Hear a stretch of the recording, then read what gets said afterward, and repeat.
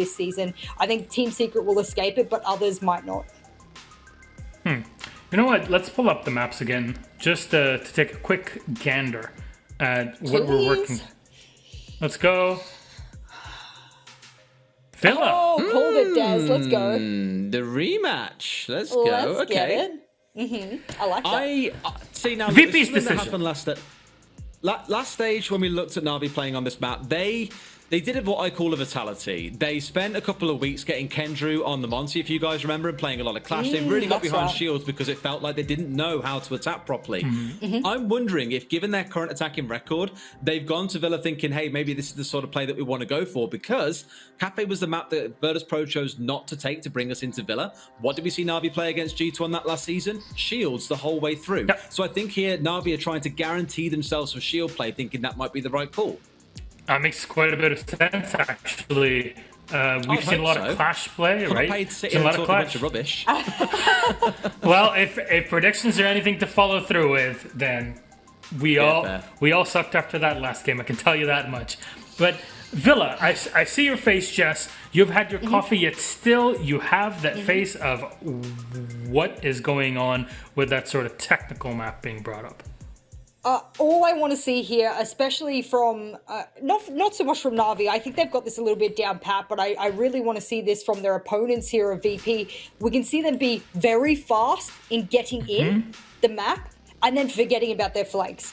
I'm sorry, you got Joe and Blur on this lineup. You cannot forget about the flanks. You cannot forget about the windows, the doors. Jump out Joe, I think someone called him. You just have to be really careful of it. So if this stalls VP out, this could be good. But Na'Vi need to be careful with VP, especially when VP are on attack, I think. Operator bans, we see a lot of Wamai. Goyo can go off because Virtus.Pro are playing in this. What other things might come to mind? Because you mentioned the Monty, but maybe do you think that VP would use this to their advantage? I don't think so. I think you ban it away. Knowing the history that we saw coming out of them last season, Na'Vi, this is, I think you have to ban away the shields here. Like, I wouldn't be surprised if there's a Monty and a Clash ban coming out of Virtus.Pro. Makes the most sense to try and shut down the style of play that we saw them go for previously.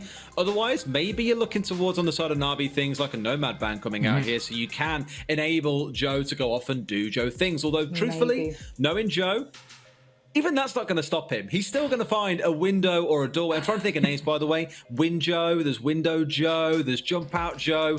You can call it with all kinds of wonderful names. They sound like really crap, like action figures or something you get when you're like 3 years old. Hey, look, I got Window Joe. Look at him. He's cool, isn't he, right? It's just Joe halfway through a window like this. It'll be incredible. But either way, I don't think you're going to shut him down. He's still going to be able to find someone somewhere on the map. So I don't know if they've kind of viewed that as a wasted ban. I don't know. We'll see. Look, my input here is I look back to their last game on Villa together. VP banned both the Montaigne and the Mirror, not a surprise. And then, of course, the Goyo was banned against Virtus.Pro, also not a surprise. And then Na'Vi also banned the Maverick. Do they repeat the bans? Very possibly they do, especially if you want to get rid of that Goyo. You don't really have a choice. Echo's auto ban, so you get a lot more freedom. I expect to see similar bans, maybe not the Maverick. Maybe they'll think about an ace or something else, but I do expect the bans to go similar. All right, you know what? Let's take a look at what everybody thought about this game. You can see it with Go for the predictions. Go check them out on our socials. Vote on the matches at R6 Esports EU. Our game is pretty much ready here. 47% for Na'Vi. 44 for VP, 9% of the draw. Completely acceptable, but both of these teams have a lot to prove today. And you know what? I think it is the perfect time now to toss it over to our casters. Game number 2, VP versus Na'Vi, is going to be on Villa. Super technical. Regio and Dev, all yours, my friends. Thank you so much, Milos. Dev, I'm excited for this one. This is the battle between the two teams who were vying for 4th place, vying for that last major spot last time, and VP only just got it. Na'Vi have a lot to prove in this game. And it's also a very telling match. As they get mentioned on the desk, we are nearing the end of the year. That means the end of the season. That means two things. One, it means European finals, and it means relegations. Who's going to clinch out those top 4 spots, go to the finals, and who is going to fall into relegations? It's a possibility for both of these teams. Na'Vi, I think, are more so in hot water, so they've got a lot to prove here with their new lineup. Definitely, and obviously, as we know, as was discussed on the desk beforehand, this is the exact map that these two teams came to back in stage 1 when they played against each other. So, is it going to go how it did last time, or are things going to be changed up? Well, the first thing to start with is, of course, the operator bans. Monty, there you go. I kind of preempted that one, Gio. I don't know whether my Australian internet made it look like I said that after it came up on my screen, but I will say, technically, it was before it came up on my screen, and that was as Jess and Des mentioned on the desk. Virtus.Pro have actually banned Monty a few times. On Villa, funnily enough, it's not just Na'Vi that they banned it against. They also banned it against G2 in the August Major, so not surprising to see that taken out. However, an Ash ban is not something you see every day. Are Na'Vi trying to counterban Rask and take him off his comfort? Maybe Na'Vi really want to lean into the Maestro and the Goyo? Is that what the strategy is here? And they want to try and remove the amount of explosives available? This is quite a strange ban, not going to lie to you. Definitely unusual, and your line of thinking there was very parallel to what I was also thinking, because Rask obviously very much takes Ashe a lot of the time, but if you look in Na'Vi's last game that they played against G2, no one on Na'Vi played Ashe the most, but Rask has still been playing Ashe the whole time, back when they played on this map, and obviously when they played in their last map as well against Team Empire. And you look back and it was Doki who mostly picked up Ashe when they played together in stage 1, but since Joe and Blur have come in, some of those roles have been switched up somewhat, and you can't really expect that to be the same story anymore. And as much as Ashe is kind of known for being a fragging operator, just run and gun, she actually has some of the most important utility in the game, especially in the utility clearing meta that we see ourselves in these days, where you've got so much bulletproof utility. If you look at the Virtus.Pro defense right now, we've got Malusi, that's 3 wild wobs, Goyo, that's 2 extra shields. No shields on any other VP players, but that's a lot of utility that needs to then be cleared. And Ashe not only has 2 explosives, but she also has flashbangs that can clear out the Wamai's magnets and the ADSs. So I guess that's part of the reason, but funnily enough, Virtus.Pro, while they have leaned into this, the Goyo and the Malusi, they opted not to bring a Jaeger whatsoever. So Na'Vi, it's pretty cut and dried to clear out those shields and the wobwobs using the Zephyr explosives and the 4 grenades that they've got on 2 fairly uncommon picks, the Yana and the Nook.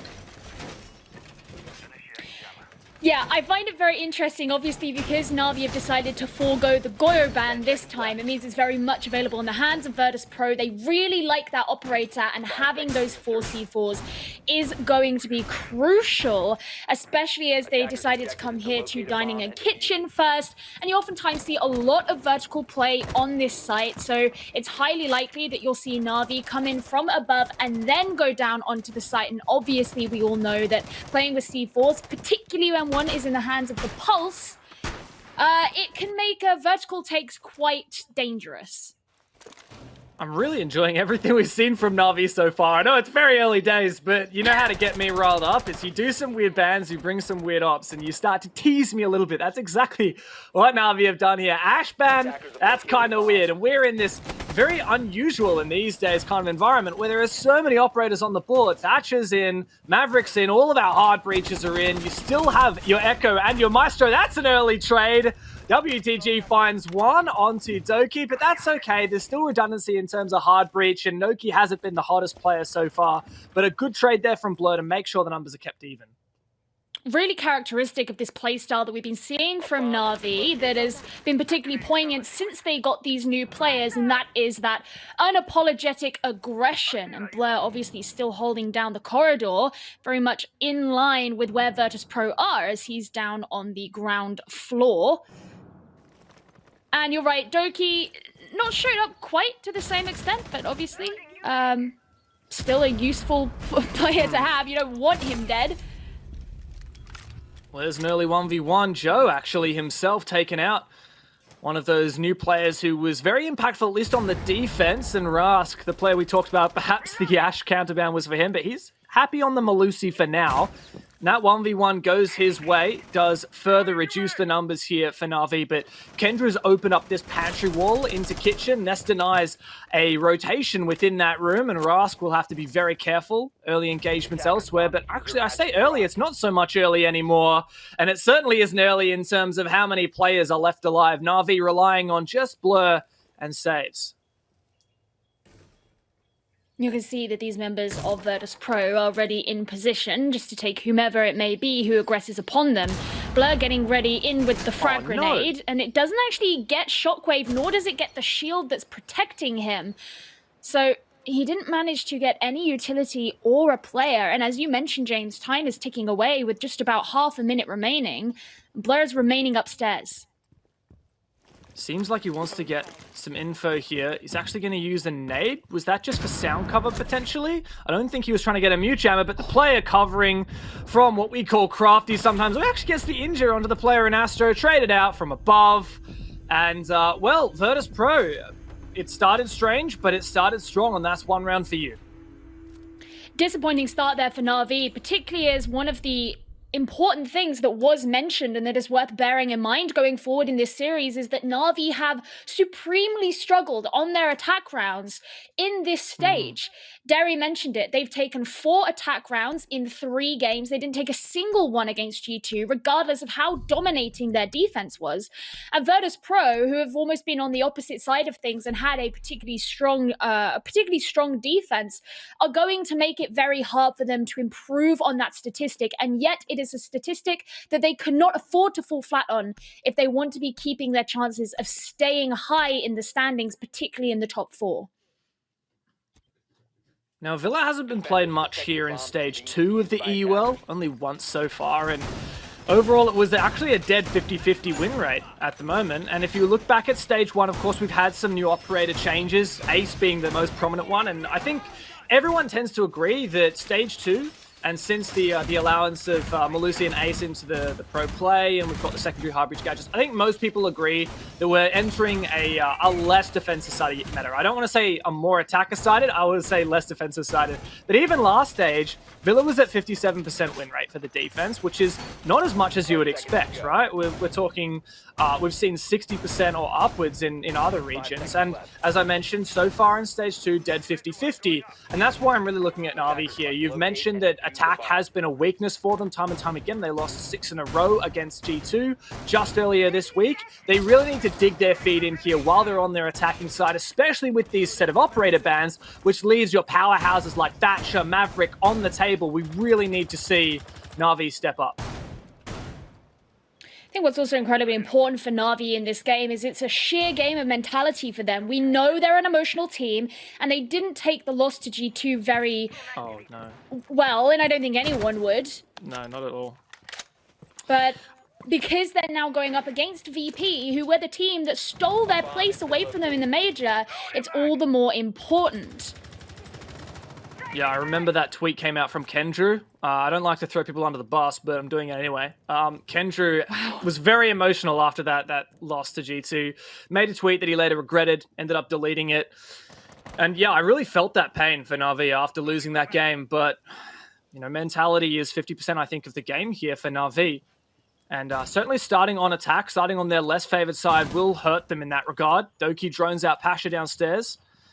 We'll see how Na'Vi can shape up moving forward. Just clearing out this downstairs area. They don't have a buck, but they still can open holes in the floor or kill players by cooking these nades. At the moment, the sights are mainly on Pasha, who's still roaming downstairs. Now, Milan's actually going to be the first one to pick up a kill as Kendrew goes down. Once again, that's your ace. It's also your in-game leader, but there's going to be 2 kills coming out from Joe to turn things around. Shockwave and Rask both falling, and now it's all collapsing in somewhat as WTG adds on to the kill count. Now, this is all happening a lot earlier in the round than we saw in that last round, and Na'Vi may still be able to hold on to some of this control that they started off for themselves. It's a 3 versus 3. Doki getting ready to open up the vault wall, but it appears it's got a mute jammer on it that'll have to be cleared first. What a shame that Saves is already dead. Yep, well, Virtus.Pro in a 3v3. I think they're pretty comfy here, just holding on. There's Blur trying to get rid of that mute jammer that you mentioned. But Dozek's Kyra is still sitting on the wall, but there's actually a lot of places this mute jammer could be. And in fact, it is actually placed inside of games itself. You'll see on the south side of the wall, thank you very much, easy. And makes it much more difficult for Blur. He's going to spend a little while here wasting his ammo into the floor to try and clear that, but he's actually completely given up. Frustrating position for Na'Vi to be, knowing that they know exactly what to get rid of, and you can actually see Joe droning into Vault so that they know exactly where it is they need to be going for, because suddenly a lot of time has slipped away, and what could have been an advantage no longer is. 2 kills for Virtus.Pro, and it doesn't take much for them to finish things up, as Na'Vi were left floundering when they couldn't open up the wall. 3 versus 3 with 1:15 left. Thanks to Joe getting really aggressive on the skull doorway near top red at landing. He found 2 kills, and that even up the man count because Milon had managed to find Kendrew and Saves had died elsewhere. But as you mentioned, a significant stall out on that 90 wall. I wonder though, did Blur actually have a grenade? If he had cooked a grenade and just thrown it where that jammer would be, it would have destroyed it, even if he didn't necessarily get the exact right spot. But nonetheless, I think that just shows how damaging it was to lose Saves early on the Thatcher. It would have just been so easy to chuck down an EMP, clears that jam. You don't even need to know where it is. You just know that it's gone. And then you get that wall open. But Na'Vi, they hit a brick wall. They hit, I mean, literally, I guess. And they could not progress any more from it. And I do want to kind of touch on Saves for a minute. A player that hasn't really stepped up so much recently. He was a saving grace for Na'Vi in a lot of nigh unwinnable, if not completely unwinnable situations during stage 1. And I looked at Saves and I thought, wow, how is he popping off on so many of these occasions where Na'Vi really should be losing the round? He ended up being the top rated at the end of last season, but he's seen a bit of a role change now. He used to play the Zafir, the Val, used to be a bit more aggressive, often the entry, often making explosive plays, but Joe's taken that position, and Saves has had to take a little bit of a step back. Consequently, he's really failed to deliver. I think also, you know, getting into the swing of role swaps obviously takes some time. This is day 4. So you can have some of that empathy for them and say, okay, we understand it takes time, but at the same time, the time left in the stage will begin to run out, as it already has been doing. So while you can be empathetic, you can't always say that it's enough. Pasha, he brings down Joe. Joe, obviously that player who got the crucial double kill for Na'Vi in that last round, and now no longer is that available, and Pasha will be going on a large rotate as he rendezvous with Rusk down in the basement. Question is to whether or not Na'Vi know they're there. It's very much going to be a persistent story, I think, for this team, for Na'Vi. The new roster and how it's going to work out. Joe, he's hit and miss, but this round he's a miss. Last round he was a hit, but it didn't manage to convert. And we really need to see some consistency out of him. Saves with the 417 of all weapons. Finds Pasha. Nice job there, but he takes a lot of damage for it. This is not very common. I remember the days of the F2 being the best gun in the game, and now it is in fact foregone in favor of this DMR. Might actually find another kill through here. Nope, can't land the shots through that bookcase. They obviously know that he... Like little, I don't know, a little case of some kind. It needs to be picked up. This bathroom is a mess. I'm sorry, it's a very nice bathroom. I would like to have a bathroom that's that nice. But he is actually still going to be there on the bathroom wall as WTG gets taken down straight away by Blur.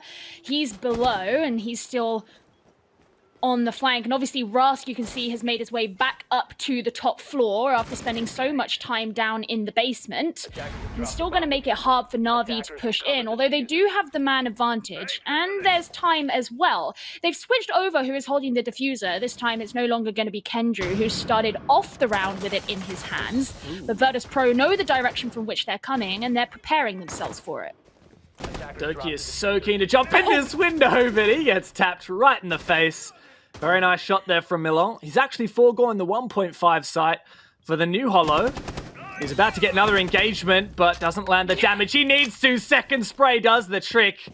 Just under 30 seconds left, and Na'Vi need to pick up the pieces. I had to bite my hand there to get myself through the pain, and I wasn't even the one playing. But Blur and Saves, they are now the ones remaining The bottom of the Astro stairs is where Blur will find himself, but Rask is obviously ready for him to make his way up, and that leaves just the Twitch. Very low HP and still sitting outside with fewer than 10 seconds remaining. It doesn't look like there's much hope here for saves unless he can just get one kill. The environment's gonna get it, I guess. And Virtus.Pro will be getting their 3rd round in a row. It's funny, Gio, it feels like these rounds are just becoming more and more Virtus.Pro sided, and now they've made their way through all 3 bomb sites they'll need to touch in order to get through their defensive half. Na'Vi, they do clearly have a bit of fire in them, especially with some early engagements. Like Joe, we talked about in round 2 on the Aviator attack. He got into a really aggressive position just outside the bomb site from Aviator and managed to find 2 kills, but Na'Vi unable to convert. This time around, he's the initial pick. Saves, eventually finds one back, but Na'Vi, it felt like they didn't quite have a coherent push overall. We had Doki trying to push from the heads window, and we had another player to support. They were both taken down by Mulan at the end of the day, so nice shots from the Pulse, but I really feel like rounds in Rainbow Six at a tier 1 level should not be dictated by 1v1 gunfights. In fact, teams invest all their time and energy into not just becoming the best at taking 1v1 fights, but making it so that 1v1 fights aren't the be-all end-all of the game. You expose positions using utility, using opening up holes in walls, in floors. And then you start to take ground away from the defenders. You start to set up and execute. But Na'Vi were never afforded that luxury. Even though they ended up in a 4 versus 3, that soon became a 1 versus 3. Frustrating position to be in.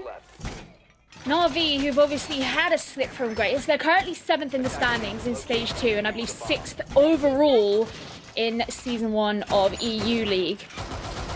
And this was a team who, at the start of this stage, you know, when these roster swaps were noted, people were saying, top 4 easy. Easily. And I think that's what's so hard, is because Na'Vi also know that. They're not going into these games thinking, we've slipped, we've gotten worse, we can't do it. They're thinking, no, we can do it, and it's not happening, and we need to fix it. And that's where the emotions come in, and that's where a lot of that mental fortitude is going to be the challenge for them. They obviously still have rounds on the board that they can play with to turn it around and shift that momentum. But the question is, are they going to? I know we like to give players the benefit of the doubt, and we don't like to make statements when we don't know things for sure, but I think we have a right to speculate here. And Na'Vi, they're clearly an emotional team. Every round they lose here is just another hit to their pride when, as you said, the pressure is on. There's a lot of expectation out of them. Now Virtus.Pro, with a 3-round lead, they've extended their roam horizontally, and Na'Vi in turn have taken control of the top floor. Quite a contrast. Na'Vi were never able to take this control on their previous attack of this bomb site, so that's critical, but a C4 does land and take Joe down to 50 HP. There are still more C4s on the board in the hands of Rask, and I believe Shockwave still has his available. No, in fact, WTG and Shockwave both used, so we're looking mainly at Rask here to see if he can land some more damage. Well, it's going to be Kendrew who gets the first kill, and that allows Na'Vi to move on forward. But actually, Pasha turns things around on Joe, who maybe got a bit overzealous there. You mentioned that, of course, Virtus.Pro haven't been able to have this same top floor hold, and I think part of that is the way Doki placed those air jabs, but of course, they also know that, and Virtus.Pro are prepared to have this more lateral hold. This is a big risk for Doki to jump in, and it doesn't pay off because Rask was ready and waiting, and that means suddenly Na'Vi are significantly behind as Saves is bleeding out. He'll have to rely on one of his teammates to pick him up if he's to stay in this game, but otherwise it's just Blur and Kendrew. Milon gets that kill onto Kendrew, so make that just Blur. I've loved everything about the start of this push from Na'Vi, but they opted to forego both of the hard breaches that they used to bring, both Hibana and Ace, in order to speed up that roam clear with the Jackal and deny counter-aggression with the Nomad. But, I mean, it clearly hasn't worked, and it meant that when they finally got to the point of they had laundry control, they had top floor control, they wanted to go and execute onto the bomb site, but they didn't have hard breach to open laundry. They couldn't open pantry either. And it made it basically impossible. It's just a funnel. We saw players jump into windows, into areas that they hadn't cleared. Virtus.Pro still had horizontal map control over the living side. Blur really can't do anything. He can find one kill, but he's just trading with Milan. That's the end of the rounds. Virtus.Pro found 4 defenses back-to-back. You can see how tentative these players who are left at the end on Na'Vi have to play, because there are so many holes in the floor. They've got to watch out for every single angle. And even the way that Virtus.Pro are setting themselves up in the late game so that they have every single angle covered, and makes it virtually impossible for the last players of Na'Vi to be able to push forward and move forward anywhere close to the site. As soon as Blur knew he was the last one remaining, or realistically was anyway, as Saves was technically still alive, he went prone, he looked at his cameras, and then he had to crouch along, because you know that you're being watched. Your diffuser is on the other side of the map. Do you have time to go and get it? Well, in that instance, no, he didn't really. He had to see if he could get any of those vertical shots through, and he went for Milan, which didn't work out in his favor. But basically, all of that has to be taken into account before he can even hope to do something as crazy as moving down a staircase, because there is just so much pressure being held by Virtus.Pro, who have their positioning down to pat. I really feel like a lot of that came down to the operator picks from Na'Vi. They kind of shafted themselves from the get-go by not bringing that hard breach, and it meant that even they could take that top floor control and find the initial pick, they just couldn't execute. They had to try and push, because they had less entryways into the bomb site on account of not bringing hard breach. They had to try and push from lounge and living and all that part of the map that Virtus.Pro still had control of. And in my opinion, Gio, Na'Vi are continually shafting themselves right now with their operator picks. Saves going onto the Jackal instead of the Thatcher. Remember how much of a headache it was last time for Na'Vi to open up that vault wall? They had the X-Kairos there, but that mute jammer was the end of them. And that was because Saves picked Thatcher, but he died early. Now imagine if he was Thatcher now. He could literally just throw one in from the 90 window, disable that, and you could use the Ace now, since the Hibana has also been foregone in favor of the Nomad. Na'Vi are so cautious of these roamers and these flankers by picking two operators dedicated to countering that with the Nomad and the Jackal, that they're missing out on some of the fundamentals of breaching. I think that's going to punish them. Oh, to be a Thatcher. Mike Baker from Bideford, England.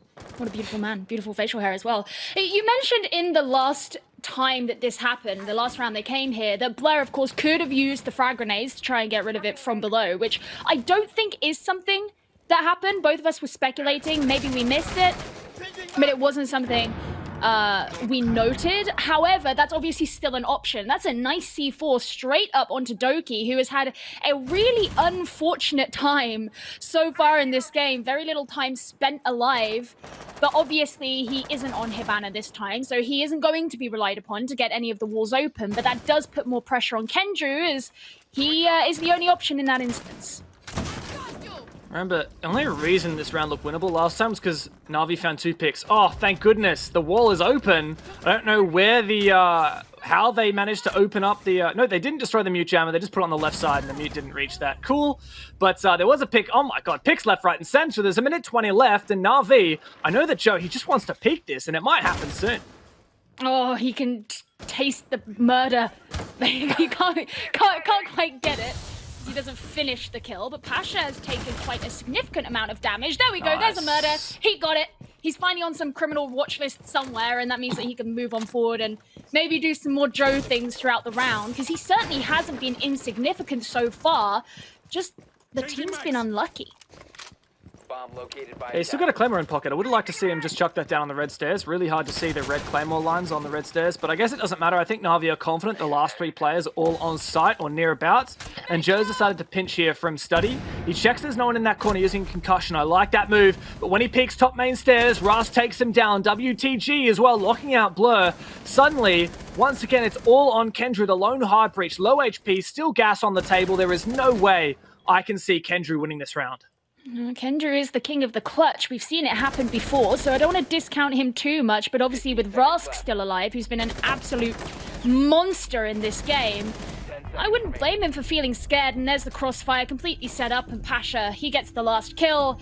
Kendrew can't survive it out, and now Na'Vi only have one more opportunity to take an attacking round, something they've struggled with so much in this stage. Well, it's a very difficult upwards road now for Na'Vi. This is just, like I said near the start, I actually started off pretty well. Like that second round, yeah, some good early picks, but it really feels like every single moment here, Virtus.Pro, has been well and truly in control of this game. Yes, they're on the defense. Yes, that should be favored. No, it should not be this favored. It should not be a 5-0 scoreline on your defense. Even if Na'Vi win this, I'll have to be really, really solid on their defense to win this one out. And I just don't think that Ash ban is going to do enough to the Virtus.Pro attack for Na'Vi to be able to come back here. Well, they do have a Thatcher, so consider this. EMPs. I know it's crazy, but just take a moment. Look, it might help. I'll give you that. And one thing I will note is actually really unusual from Na'Vi, the amount that they have been changing their attacking lineup from round to round. It's really common in meta these days to basically just run the same 5 operators, at least for the same site. You might have one player that flexes between a few different operators when you want to bring that little bit of spice into the mix, but we've seen Doki and Kendrew, who have been the 2 primary support players for this roster right now, switching operators constantly. We've had a round with 0 hard breaches, we've seen rounds with 2 hard breaches, we've seen rounds with just the 1 hard breacher. And there isn't a lot of consistency here. And what that signals to me is that Na'Vi are not sure. They're not sure exactly what they need. What? That's a run out and a half. He finds one, eventually traded, but my goodness, Saves is once again starting the round low HP. Na'Vi cannot catch a break. Oh, if that worked out, that would have been, you know, if that worked out as in Pasha hadn't have been traded, that would have been incredibly jammy. That's the Thatcher that you were talking about as well. Yeah, well, one of the things I was going to say beforehand is Doki obviously been dying very early. Ooh, goodbye Shockwave. This is impossible to cast. Stop killing each other. We can't cast it when you guys are killing each other. Slow down for 1 second. Please. What I was going to say is obviously Doki has been lost very early a lot of time. It's going to happen again, isn't it? It's going to happen again! What? WTG straight down. Joe, the king of the bathroom. He has taken his throne. There's still 2 minutes left in a 4v2. Rask knows he's got to get aggro. It's the classic thing that's got to happen when your defensive team is at a deficit. Do something a bit crazy. Make a play. They know that if they sit here, Na'Vi should win the round, especially now that, well, there was no wall denial. And the impact trickers were both killed, Pasha and WTG. But Milon got the long angle. He can finish off what was left of Saves. And Rask is going to jump into it. Surely, Gio, this is not a 2 versus 4. Na'Vi, they're on the verge here, but they might be able to close it out. Milon, the newest player for Virtus.Pro, who has been showing up lately, and he still has a C4 in hand as well. Na'Vi have plenty of time on the board, so they take the time to drone out and then hopefully start to secure a pinch. Milon, he's behind the shield, but he dips out, and Kendrew takes the shot from himself. So Na'Vi do take an attacking round, and at least there's something positive to head into the next half with. Yeah, guys, we didn't get flawless on our attack. Woo! Let's go! Let's go! Let's get into it! You take what you can get. Don't complain. Well, you gotta deal with the hand that's been dealt, and you can't dwell on your past mistakes. You've got to move on. Na'Vi, well, they were reverse swept 6 rounds in a row by G2 just earlier this week, and well, if they have any hope of taking the 3 points against Virtus.Pro here, they're gonna have to do the same. I have to say, one thing that I find really funny about that previous round is one of the things I was thinking was, oh, you know, I think it was Rask in Astra. It's like, well, he's still got a shield, and, you know, Na'Vi, they've got the lifelines. They have 2 operators who are carrying frag grenades. They'll be able to get rid of that. Didn't even need to do that. And then Milon at the end, they didn't even need to get rid of his shield. So apparently, the key for Na'Vi is don't worry about the utility you've got to get rid of. If you just get the kills, right? That's when it works out for you. But obviously now they're on their defense, so things have changed around, and the defensive side is definitely one that Na'Vi have shown themselves to be a lot more comfortable on of late. Yeah, I hate to be hypercritical, but I do feel like Na'Vi have... They really didn't have a right in winning a lot of these rounds. And yes, they lost the majority of them, but it sucks to think, but the feeling I'm getting so far in this match is that Na'Vi look like they could possibly win a round when they just pull off something crazy aggro, like when Joe goes and gets a few kills. That's the only 2 rounds that have really looked winnable, including the one that actually won. Joe just did something crazy aggressive, and it worked. That's not a way to keep things consistent. No. Yeah, he's hit and miss, isn't he? here's that stereotyped characteristic of him being the god of the windows didn't pay off in that one. One thing that I think's really Jump Out yeah, Joe. Jump Out Joe. It sounds like a Mr. Men. Or like, you know, some like kids cartoon character. I think Des said it sounded like an action figure, one of those really cheap action figures you get when you're a kid. I kind of see it. Yeah, I get that. Blur looking for something out the window, but won't be finding anything. Instead, he'll go for the impact trick to prevent the wall from being open. Interesting as well, Kenju hasn't brought impact, so only Blur was the one who had the opportunity to do that, as the bulletproof has been chosen. Now, this is, there are 3 members of Na'Vi around here. No, just 2. Okay, Saves is down the corridor, and that's going to make this 90 window very risky to peek. Yeah, I really thought Milan was going to get that kill, but no, Blur's allowed to rotate out. Milan was looking for it. I like the idea here from Na'Vi going for that stat hold, but since Joe was picked off early and Blur was at least able to take out one of the ace charges, they decided to back on out, and Virtus.Pro's just killing everyone. That's cool. Doki was taken out. I think that was on the roam. Blur overextends at 90, and Milan was there all along. Now Na'Vi, 2 versus 5. And it's the old crew, Saves and Kendrew. You have players from Virtus.Pro down below as well, so you could find some vertical pressure being applied here onto Saves, and that's exactly what was attempted. Saves won't be able to get the shot down in through the floorboards, but he knows that there's someone down there as he gets droned out as well. Under a minute now, and Virtus.Pro probably don't have to sweat much, but Kendrew, he gets a kill from himself, and that's Rask gone. But now Saves, he's got to hold on to this door, and he knows that there's so much coming from him. Or for him, I should say, Pasha. He adds to his own kill count, leaving just Kendrew, but he doesn't last too long. Virtus.Pro take their 6th round and put themselves comfortably on match point. If Na'Vi were an Olympic diver, they stepped up to the platform, they did their stretches, they puffed up their chest, they looked impressive, and then they dived directly just to the side of the pool. They didn't even make it into the water. Oh, no. They just fully stacked it. And they're sitting at 1-6 right now, staring down the verge of match point. Best they can hope for is a draw. I don't think they're going to get it. This hasn't looked like a game for Na'Vi fans to be very happy. The Russians on the flip side have done a very good job at shutting down this aggression and spicing it up with a little bit of their own. And I think if Na'Vi are relying on getting away with aggressive plays, I think that they've got to change something, because Joe has been missing as much as he's been hitting. It's really disappointing, and one of the things that you mentioned earlier really stuck out to me, because you said Na'Vi seem to be doing the best when they play really aggressively, and you see Joe getting a 2k, and that's the momentum off of which they travel forward. But the problem with that is these days you can't rely on being that team. No one wants to be that team. You're the team who win because you get good kills sometimes. You want to be the team who win because you have the great comms, you have the great coordination, you can overcome whatever adversity throws itself your way in your game. And right now, Na'Vi don't seem to be that team. You don't want to be the team that's just good because you can shoot, because guess what? Everyone at this level of play can shoot. Well, most people. And you need some more dimension if you want to find yourself in the top 4, like Na'Vi so nearly did. If you want to find yourself in the EU finals, like they could. If you want to find yourself the same team that won back in Japan, you need to be that team.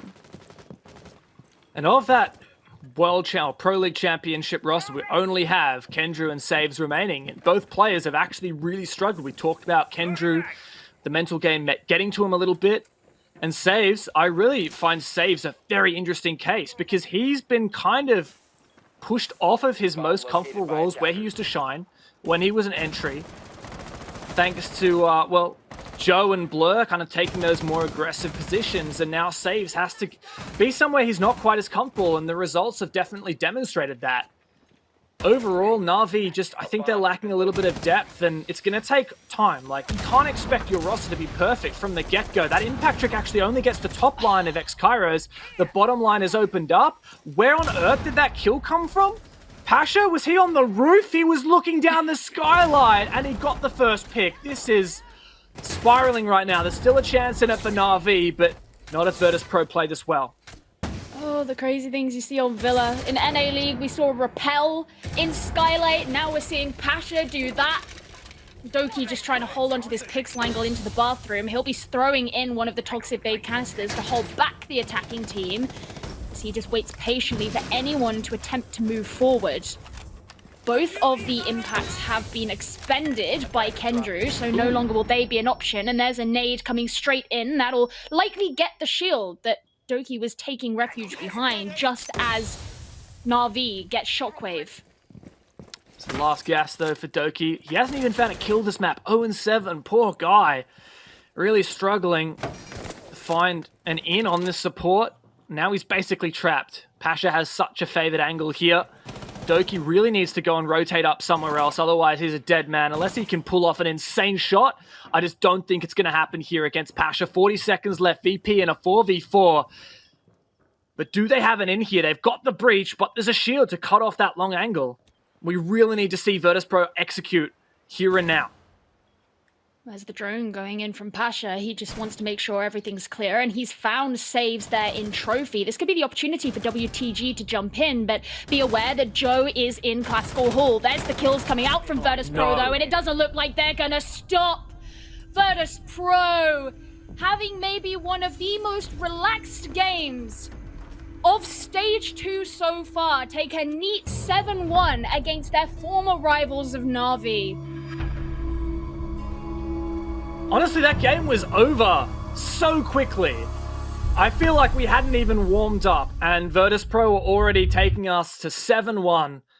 A near flawless defensive half and not dropping a single round on attack. You can't say here that Na'Vi's problem is just their attack, because they couldn't even dig their feet in for a defense.